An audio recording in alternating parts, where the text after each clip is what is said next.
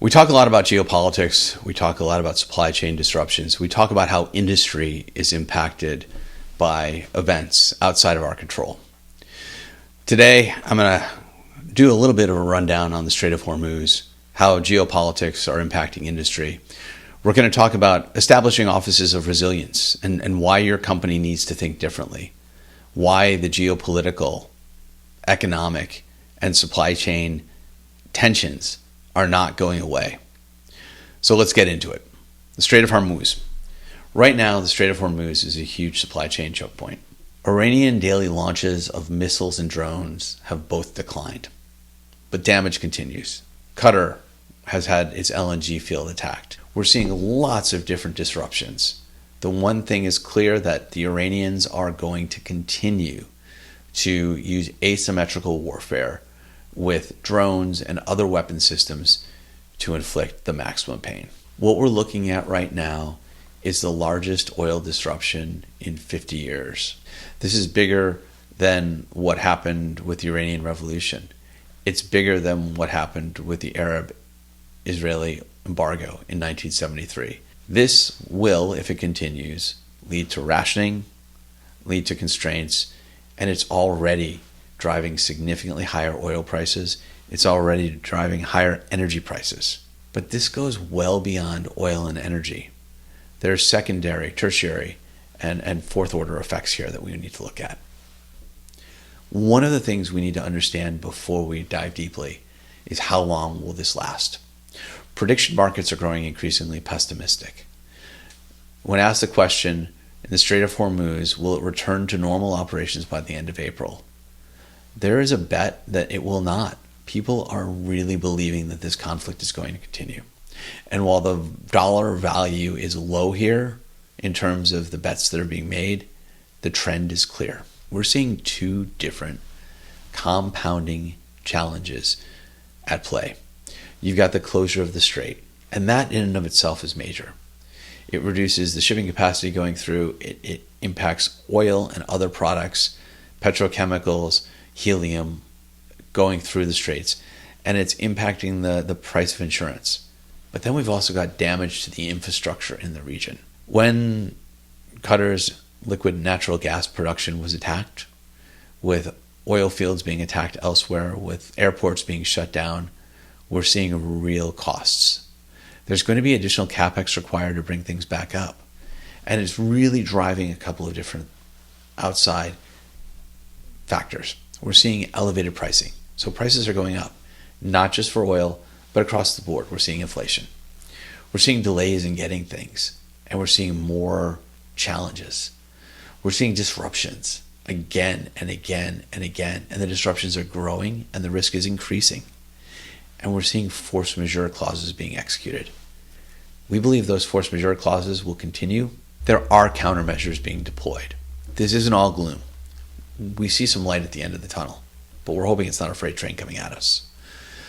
The United States is going to its strategic petroleum reserve, and we're releasing a lot of oil. This is a short-term, helpful thing. It's not going to solve the problem long-term. We've got a Jones Act waiver. So U.S. ships used to be restricted to transporting from U.S. port to U.S. port.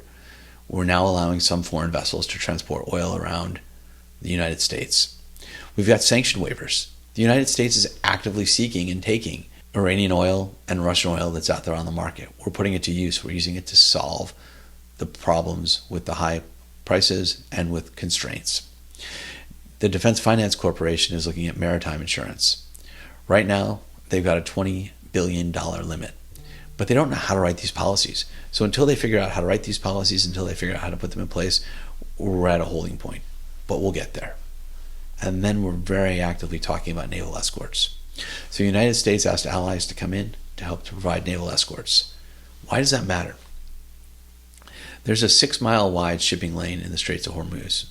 And in the Strait of Hormuz, it's about as wide as the English Channel. So if we take that, people can swim across it. It's not that large. Well, if we're looking at naval escorts, that helps. But the Iranian Revolutionary Guard has been training for this. They're ready. They've got mini subs. They've got mines. They've got torpedoes. they've got UAVs, they've got USVs attacking these ships. And you can also fire from the shore. So it's going to take a lot, and it's going to be complicated to get large, slow tankers or cargo ships through the strait. So energy prices are going to drive inflation. It's already happening. It's a serious and acute risk. We're seeing it today. But we're also seeing things beyond energy being impacted here. 84% of Middle East polyethylene capacity depends on the strait. Prices for plastic resin is going up. Sulfur, which is critical for many things around energy, is getting impacted. And aluminum is being attacked. So plastic costs are rising, and in some cases they're doubling. We're seeing massive swings here, and we're expecting shortages to emerge. Dow Chemical sent out a letter indicating a price increase, and that price modification letter that they sent out, which a copy of is here, is really interesting. It means companies expect this to be a long-term thing, and they're using it to their advantage to make sure that they're not exposed. Sulfur. Prices are up more than 100% year over year. EV battery and supply chain pressures are growing. You can't refine copper without sulfur. There's a lot going on here. Sulfur is absolutely critical, and 47% of the world's supply comes from this region. Aluminum. I didn't realize how impactful the Middle East was to aluminum supply. The Alba refinery in Bahrain, which smelts a lot of aluminum, is cutting its production. It's declared a force majeure, and it's blaming gas shortages. So we need to look at when this will resolve, and we need to watch it. Aluminum smelters don't come back up quickly. It takes time. The energy shock is widening, and it's creating a more structural gap. In Asia, Taiwan, Japan, Vietnam, Thailand, and even Australia rely on imported energy, liquid natural gas, as well as fuel, oil. We're seeing these gas prices rise. Europe already paid the price. Germany shut down its nuclear plants and moved over to LNG. Well, with this LNG supply being cut off, we're going to see energy prices continue to escalate, which is going to have a major impact. But that impact isn't just limited there. The Asian countries that many industrial operations are looking to source from as they move away from China because of tariff impacts are also being impacted. The energy price increase there will make it harder for them to manufacture, to deliver, and to build your products. If you're sourcing Asia ex-China, take a deep dive. Look, understand, make sure you understand what that means. If you've got operations in Europe, be prepared for sustained higher energy prices. Oil is also increasing logistics costs, and it's weakening consumer demand. People are digging deeper into their pockets. As oil price today, it was over $110 a barrel. As prices continue to increase, we're going to see consumers spend less money. They have less discretionary funds available, so they're going to change their spending habits. This all feeds into what we at Seraph are seeing as a new paradigm shift. We're having fewer average days. We're seeing more extreme days. The old reality, where you could plan on low inventory, supply from companies on time, at a cost, to a quality when you gave them a release, are over. There's a lot more volatility in the supply chain. The whole stable geopolitical globalization view of the world that shaped our current supply chains has ended. Low volatility and long planning horizons are no more. We're now seeing higher interest rates. We're seeing more inflation, and we're seeing increased volatility. The lowest cost and lean inventory models that we've built our entire supply chain on are broken. The new reality is here. Regionalization, geopolitical volatility, tariffs, armed conflict, recurring disruptions in the supply chain are going to build. The amplitude will increase, the frequency will increase. We've heard many discussions about the United States preparing for war in 2027. Europe understands that. People are beginning to ramp up. We saw Volkswagen take on military production. We're seeing other avenues move forward now. This is going to be real, and the amplitude and likelihood is going to increase. We're going to not be able to function in the lean environment that we have in the past. We need assured supply. We need to make sure that we have inventory. We need to make sure we have what we're calling an Office of Resilience, monitoring these myriad challenges on a day-to-day basis. Regional sourcing, supplier diversification, increased supply chain costs, not having one large global single supplier, but paying for tooling to have multiple suppliers in different regions is going to become the new normal. It's going to drive prices higher. Consumers are going to have to foot the bill, but it's the only way to get consistent supply.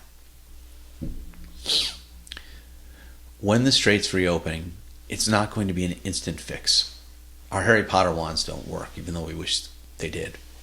There's some things that will happen in days, others will take weeks, months, years, and some will be permanent shifts. Oil fields can restore fairly quickly, in days, but upstream capacity takes weeks. Logistics is really the problem here. We need to get ships back into the region, and we need to be able to load them and get them out. LNG is going to take longer. The Ras Laffan production facility in Qatar is offline, and it's offline because the Iranians blew it up. 20% of LNG comes from this region. It's going to take a while to get that back up, which means we're looking at a summer with higher energy costs. What's going to take months? Getting all the tankers and the cargo ships back into the region. They all have to be repositioned. Insurance has to be worked out. There's a lot of challenges here. Contracts just don't automatically restart. They'll be renegotiated, and then ships will be repositioned. Qatar's infrastructure could take years to fix.